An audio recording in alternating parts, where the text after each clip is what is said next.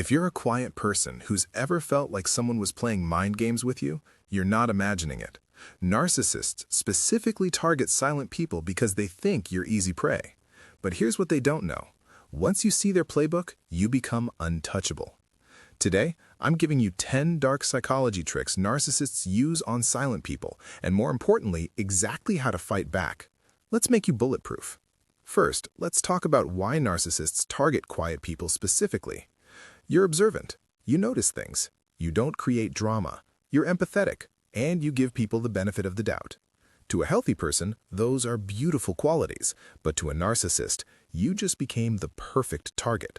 They see your quietness as weakness, your thoughtfulness as indecision, your empathy as something to exploit. But by the end of this video, you're going to see every trick coming, and you'll know exactly how to protect yourself. So let's dive into trick number 1. Trick number 1, love bombing. This is how they hook you. At the beginning, a narcissist will shower you with attention, compliments, and affection. They'll say things like, "I've never met anyone like you. You just get me. Where have you been all my life?" And here's why it works so well on silent people. You're not used to that level of attention. You're naturally humble. So when someone comes along and seems to see your value, it feels amazing. But here's the dark psychology. They're not seeing you. They're mirroring what you want to hear. They're studying your reactions, learning your vulnerabilities, and creating an emotional dependency. Here's how you fight back. Slow it down, intentionally. If someone's moving too fast, putting you on a pedestal, or making you feel like you're in a fairy tale, pump the brakes. Real connection builds over time, not in 2 weeks. Tell yourself, if this is real, it can wait. Trust takes time. Anyone rushing you is hiding something. Which brings us to trick number 2. Isolation. And this one's sneaky. A narcissist won't say, "Stop talking to your friends." That's too obvious.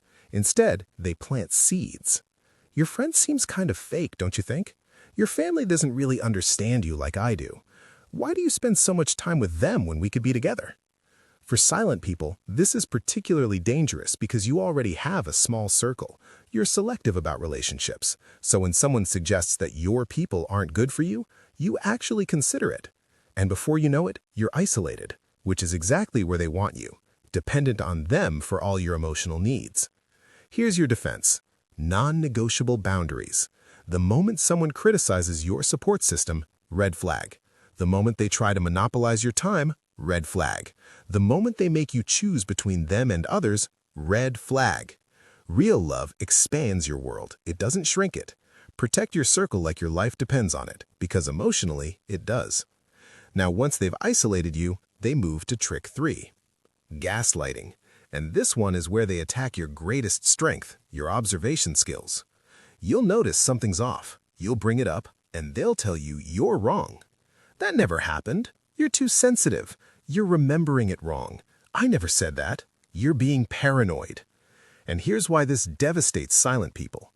You trust your observations. You're careful with your words. So when someone confidently tells you that your reality is wrong, you start doubting yourself.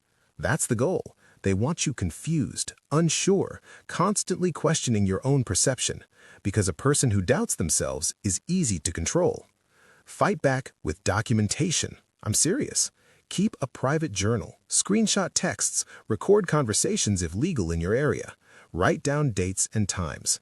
When they say, "I never said that," you pull out the receipts, not to convince them, they know they're lying, but to remind yourself that you're not crazy.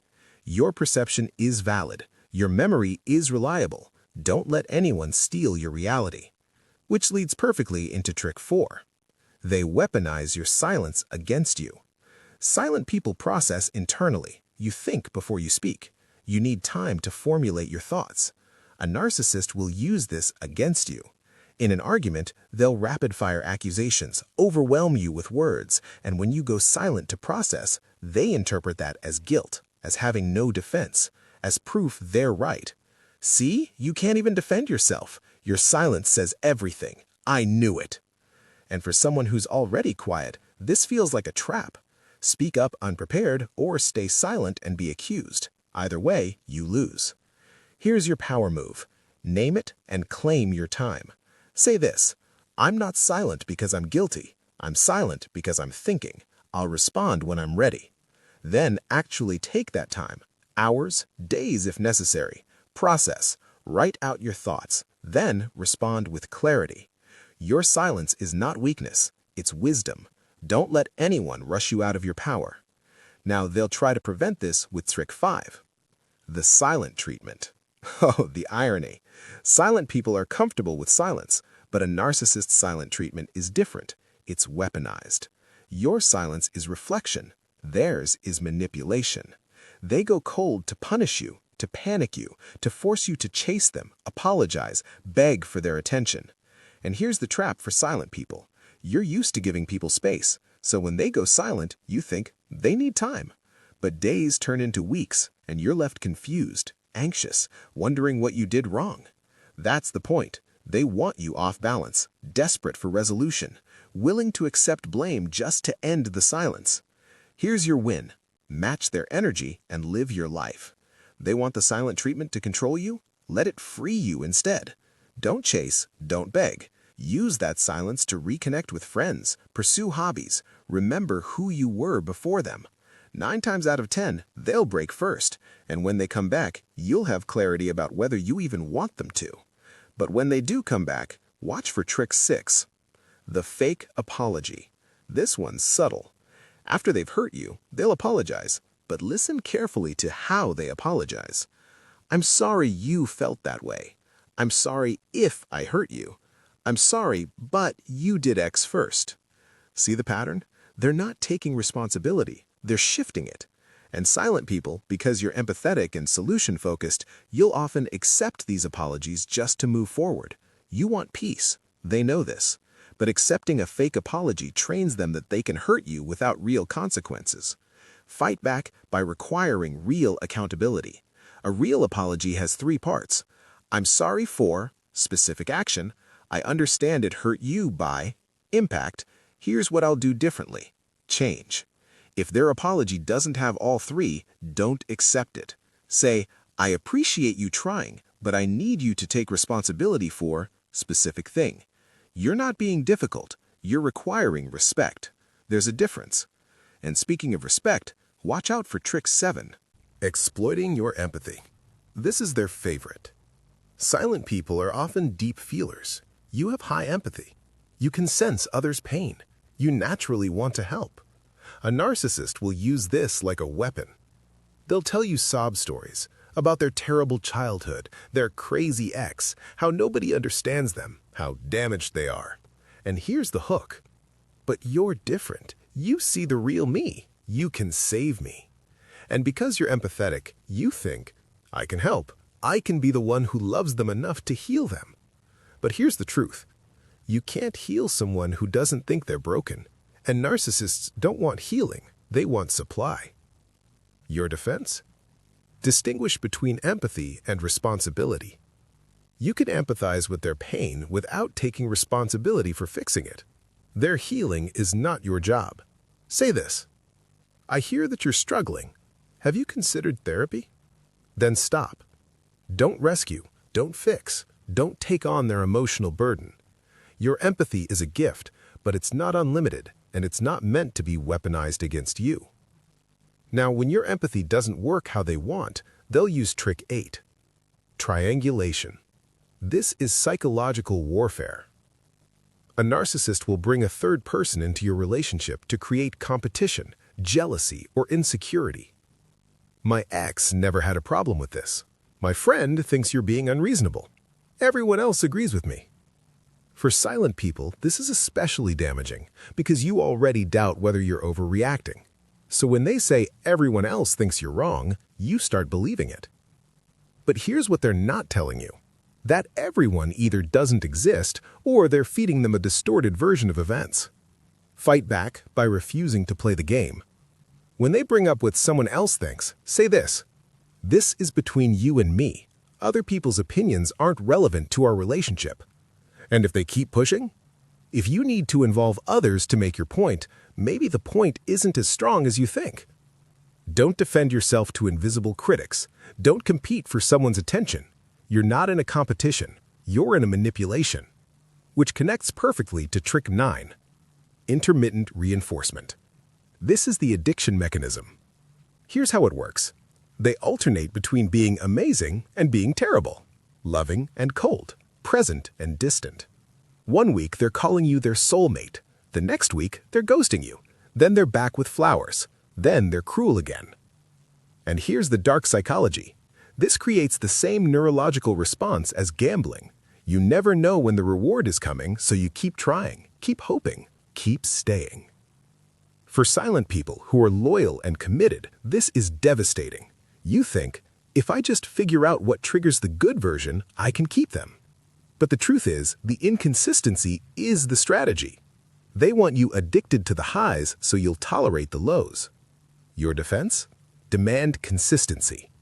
A relationship shouldn't feel like a roller coaster. It should feel stable, safe, predictable in a good way. If someone can't show up consistently, they don't get access to you, period.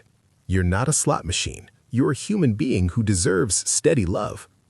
And if they can't give you that, that's not a reflection of your worth. It's a reflection of their capacity. And finally, when you start pulling away, they'll use trick 10. Hoovering. Named after the vacuum cleaner because they're trying to suck you back in. You finally had enough. You've set boundaries. Maybe you've even walked away. And suddenly, I've changed. I'm getting therapy. I can't live without you. I finally understand what I did wrong. I miss the old us. They send old photos, love songs, heartfelt messages, promises of forever. And for silent people who are naturally forgiving and see the best in others, this is the hardest trick to resist. You think, maybe they really have changed. Maybe I should give them another chance. But here's what years of psychology research shows. Real change takes time. Therapy takes months, not days. And someone who's genuinely changed doesn't need to convince you with grand gestures. Your final defense? The 90-day rule. If they claim they've changed, tell them you're happy for them. Then say, show me for 90 days. Not with words, with consistent changed behavior. If it's real, it'll still be real in 3 months. Real change survives time. Manipulation doesn't. And here's the key. During those 90 days, you don't go back. You watch from a distance. No contact. No trying again. Just observation. If they can't respect that boundary, you have your answer. They don't want to change. They want control. Now, here's what I need you to understand. If you recognized yourself in these scenarios, first, I'm sorry. You didn't deserve that.